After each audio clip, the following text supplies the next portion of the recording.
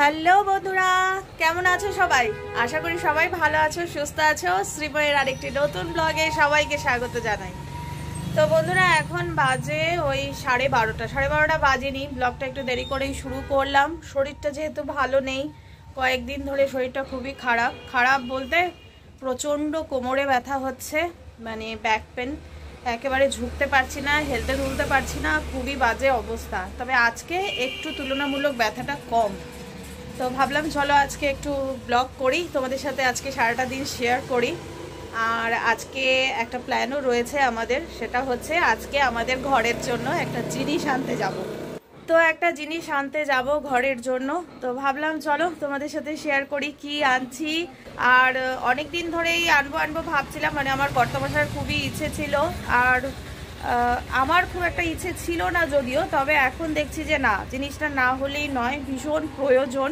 তো সেই জন্য ভাবলাম যে চলো আজকে জিনিসটা নিয়ে আসি। মানে আমার কর্তামশাই বললেন, উনি আগে থেকে বলে রেখেছিলেন যে আজকে যাবে।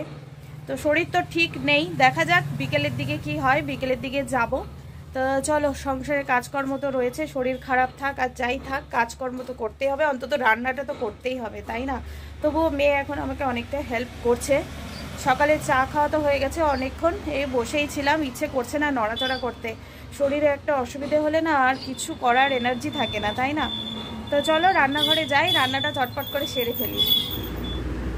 শরীরে তো একেবারেই এনার্জি নেই। শরীর খারাপ থাকলে যা হয়, শরীরে কোনো একটা প্রবলেম হলেই না কাজকর্ম করার একেবারেই এনার্জি থাকে না। মানে আমার তো তাই হয়। তবুও করতে তো হবেই, যেটা না করলে নয়, রান্না বান্না আর যেইটুকু কাজকর্ম থাকে আর কি।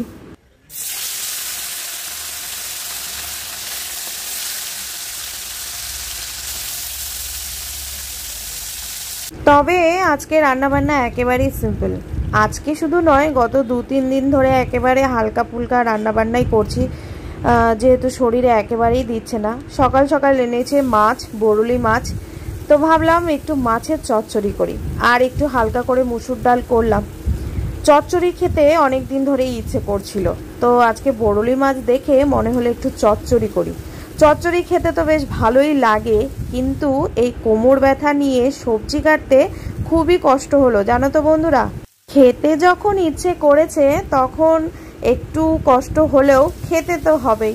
আর আমরা বাঙালিরা তো ওই খাওয়াতেই অর্ধেক শেষ, তাই না বলো? তাই খুব কষ্ট করে সবজিটা কাটলাম, আর এদিকে চচ্চড়ি বসিয়েও দিয়েছি। আর রান্না করতে করতে দেখলাম মশলার কৌটায় হলুদ শেষ হয়ে গেছে, তাই আবার হলুদের প্যাকেট এনে কেটে ঢালা। এটাও আমার একটু বিরক্তই লাগে, কিছু করার নেই, করতে তো হবেই। আর কোমরে বেল্ট বেঁধে নিয়েছি, বেল্ট বাঁধাতে একটু মানে ঠিকঠাক লাগছে আর কি। তাও বেল্টটা ঘরে ছিল, আমার জানা ছিল না, কর্তামশাই বের করে দিল, না হলে 2 দিন আগে থেকেই বেল্টটা বাঁধতাম। আজকেই সকালে বের করে দিয়েছে, তো বেল্টটা বাঁধাতে একটু সুবিধেই হচ্ছে।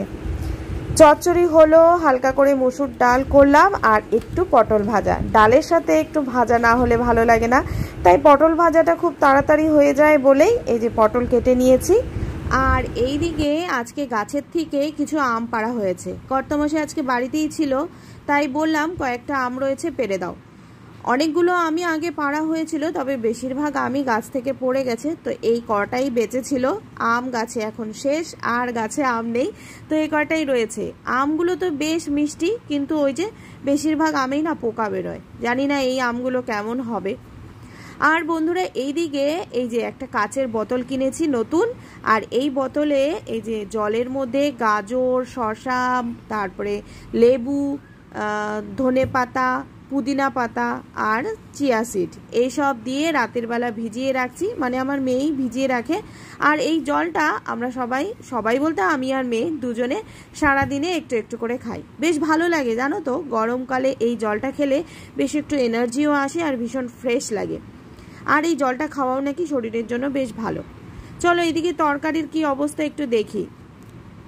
আর এইদিকে চচ্চড়ি একেবারে রেডি, একটু ঝোলা ঝোলা করে বানিয়েছি। আমার কর্তামশাই না এই একটু ঝোলা ঝোলা করে চচ্চড়ি খেতে বেশ ভালোবাসে, আর আমার একটু শুকনো শুকনো ভালো লাগে, কিন্তু কর্তামশাই যেহেতু ঝোলা ঝোলা পছন্দ করে, তো সেই রকম করেই বানালাম।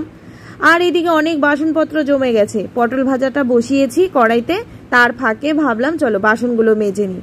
মেয়ে তো অনেকটাই করছে, ওদিকে ঘর গোছানো, ঘর মোছা, ঠাকুর পুজো, ঠাকুরের বাসন মাজা এসব মেয়ে সামলাচ্ছে, আর আমি এই বাসনপত্র মাজা, রান্নাঘরটা পরিষ্কার করা এটুকুই করছি। সবটা তো আর মেয়ের উপরে ছেড়ে দিতে পারি না, তাই না? ও আমাকে যেটুকু করে দিচ্ছে সেটুকুই আমার কাছে অনেক।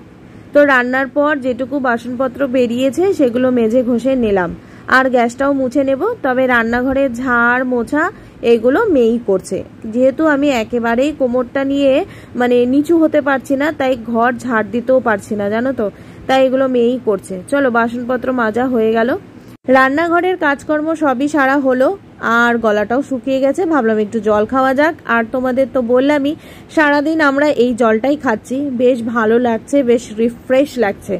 তোমরাও কিন্তু এইভাবে জলটা খেতে পারো, বেশ ভালো লাগবে। দেখো ঘরে তো সমস্ত কিছু থাকেই, সারা রাত জলে ভিজিয়ে রাখবে, একটু চিয়া সিড এনে দিবে, তাতে আরো ভালো লাগবে শরীরটা।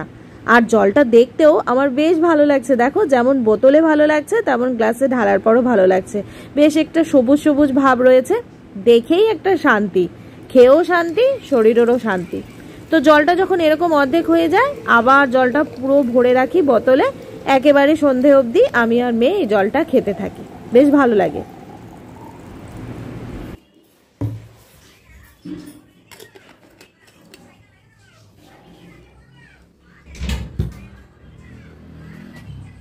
কি এটা? হ্যাঁ কি এটা বল? ফ্যান? ছোট্ট ফ্যানটা ওর খুব পছন্দ, এমনিতেই ওর ফ্যান ভীষণ পছন্দ, মোবাইলে সবসময় ফ্যানই দেখতে থাকে, জানি না কেন। আর এই ছোট্ট ফ্যানটা পেয়ে তো আরোই একটু পরপর আসে, আর একটু পরপর এই ফ্যানটা নিয়েও দেখবে। কি এটা গদ? এটা ফ্যান? বাবা, ফ্যানটা সব দিকেই ঘোরে। এই ফ্যানটা আমি গিফট পেয়েছিলাম, আমি না সরি আমার মেয়ে পেয়েছিল আর কি, মেয়েকে দিয়েছিল।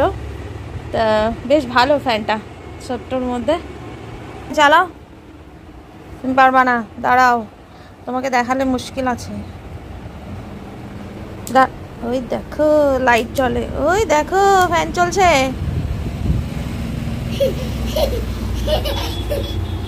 সেই খুশি, হাওয়া খা, হাওয়া খা, ওদিকে তোর দিকে ঘোরা। ফ্যানটা কিন্তু চলছে, হাওয়া আছে ভালো। আমি পুজো ঘরে যখন ঠাকুর দিতে বসি, খুব গরম পড়লে তখন এই ফ্যানটা চালিয়ে বসি। ওই দেখো, আবার ভয়ও পায়, আবার ভয়ও পাবে। চলো বন্ধুরা স্নান করে নিই, রান্না বান্না হয়ে গেছে, এবার আমি স্নানে যাই।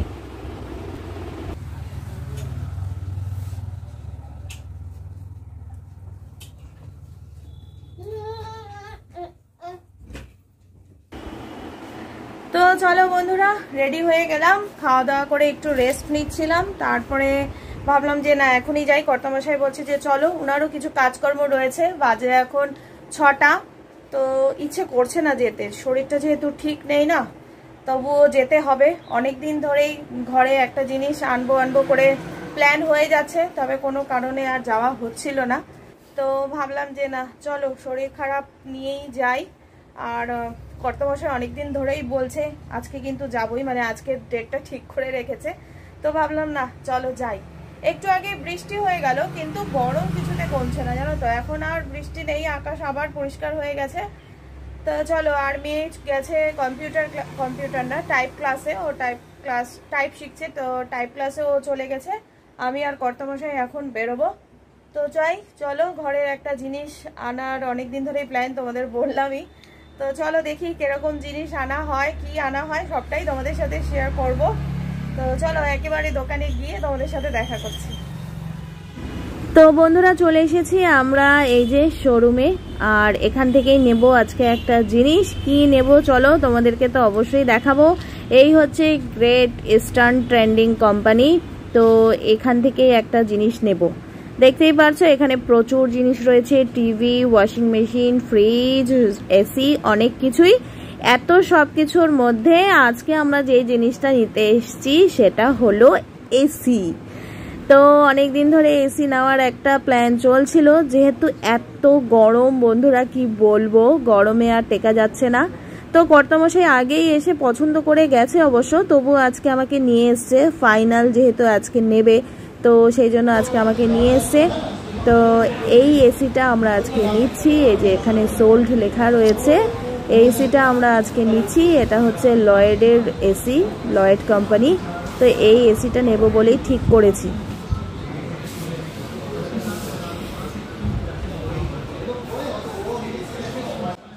আর শোরুমে যখন এসেছি ভাবলাম চলো পুরো শোরুমটা একবার ঘুরে দেখি, বেশ ভালো লাগে কিন্তু, তাই না? নিতে তো এসেছি একটা জিনিস, এখন মনে হচ্ছে এটা নিলে ভালো হতো, ওটা নিলে ভালো হতো।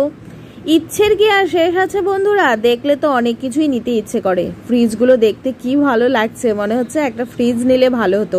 আবার এদিকে একটা টিভি নেওয়ারও খুব ইচ্ছে। এত আশা, এত ইচ্ছে, কি যে করি বুঝতে পারছি না, জানো তো। তবে এখন আর কিছুই নিচ্ছি না, এখন শুধু এসিটাই নিচ্ছি। তবে টিভিগুলো একটু ঘুরে ঘুরে দেখছি। একটা টিভি নিতে হবে খুব শিগগিরই, জানি না কবে নিতে পারবো, দেখা যাক। তবুও ঘুরে দেখতে তো আর দোষ নেই, তাই দেখছি। আর এই দিকে সব ফর্মালিটি চলছে, যেহেতু ইএমআইতে নেব এসিটা, তো সেই জন্য এখানে অনেক ফর্মালিটি রয়েছে। এদিকে কর্তামশাই সব ফর্মালিটিগুলো করছে, আর আমি পুরো শোরুমটা ঘুরে ঘুরে দেখছি। অনেকক্ষণ সময় লাগে জানো তো, আর কোমরটাও ব্যথা করছে, একবার বসছি একবার দাঁড়াচ্ছি, মানে কি যে অস্বস্তি লাগছে সেটা একমাত্র আমিই জানি। তাই কর্তামশাইকে বলছি একটু তাড়াতাড়ি করো। তো চলো, ওইদিকে তাড়াতাড়ি বললে তো আর হবে না, একটু তো সময় লাগবেই, সব কিছুরই একটু সময় লাগে। আর অনেকটা দূরে এসছি, বাড়ি থেকে অনেকটাই দূর, বাইকে করে এসছি, তাই খুব একটা সুবিধে লাগছে না। তো চলো, পুরো শোরুমটা তো ঘুরে দেখা হয়েই গেছে। তো ভাবলাম এবার এখানে দাঁড়িয়ে একটু রাস্তায় লোকজন দেখি, বেশ ভালো লাগে আমার এরকমভাবে রাস্তায় লোকজন দেখতে। যতক্ষণ না ওনার হচ্ছে, তো আমি কিছুক্ষণ এখানে দাঁড়িয়ে রইলাম। তারপর সমস্ত ফর্মালিটি কমপ্লিট করার পর এবার চললাম বাড়ির দিকে। মনে হচ্ছে কতক্ষণে আমি গিয়ে পৌঁছবো। তো চলো বন্ধুরা, এবার বাড়ির দিকে যাই। আর ব্লগটা এখানেই শেষ করছি। কেমন লাগলো আজকের ব্লগটা কমেন্টে জানিও। ভালো লাগলে লাইক, কমেন্ট, শেয়ার আর সাবস্ক্রাইব করতে প্লিজ ভুলো না। দেখা হবে আবার আরেকটি নতুন ব্লগ নিয়ে। আর এসিটা হয়তো কাল পরশুর মধ্যে বাড়িতে ডেলিভারিও করে দেবে। তো চলো, আনন্দ মনে চললাম বাড়িতে। দেখা হবে আবার। সবাই ভালো থেকো, সুস্থ থেকো, সাবধানে থেকো। আজকের মতো tata, bye bye and good night. সবাই ভালো থেকো।